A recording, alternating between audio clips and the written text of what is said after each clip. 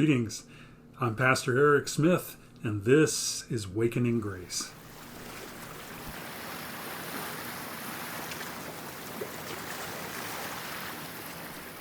I got a phone call from my son Christopher for Father's Day yesterday, and we had a nice chance to talk. And in the course of the conversation, he said, "Oh, I've been watching Wakening Grace, Dad." And he said, "You need to loosen up. You need to smile some more, you know." So I thought, okay, I'll take that to heart, and we'll give something a little different a try here. The other thing that happened over the weekend is that I've been involved with the annual conference. I have been part of the annual conference and attendance and relationship for over 43 years now. They're the group that give me my ordination and that give me the background. It's the association of clergy people and all the rest that I'm involved with. And it's been important over the years. I've served it in many different capacities and administrative capacities, and just the relationships are really important. But I'm older now. It's still important to me, but not in the same manner. Things have changed, and as I pondered this, it got me to thinking about what is it that gives a person, namely me or you, a sense of self-worth. How do we get our own self-worth? The conference did that for me in many ways. I tried to look for it in different kinds of fashions, and sometimes I got it, and sometimes I didn't in doing that. But then I thought, well, what else does that for us? Well, our families do. Karen does that certainly for me, and the kids do that for me, and the grandkids now certainly do that for me. That's a lot of fun. There's the professional associations.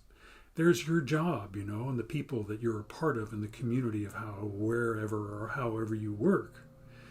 There are, in a different kind of fashion, there is this whole sense about gifts that you have.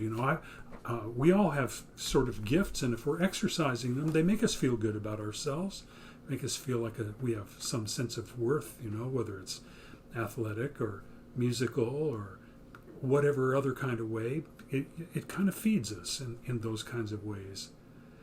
But what happens if something changes and those things are taken away from us?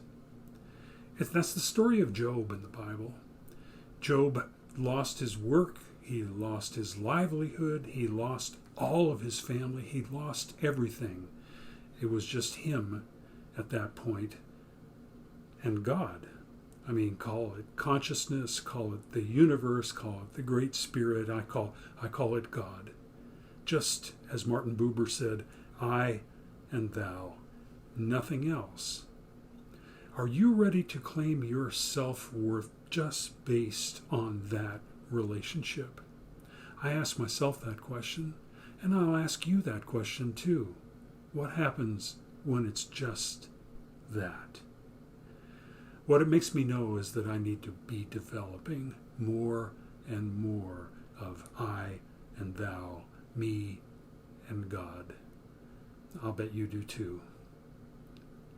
Will you pray with me? Oh God, we give you thanks for your presence in our lives. From the time that we are formed within our mother's wombs through all the days of our lives, always you are there.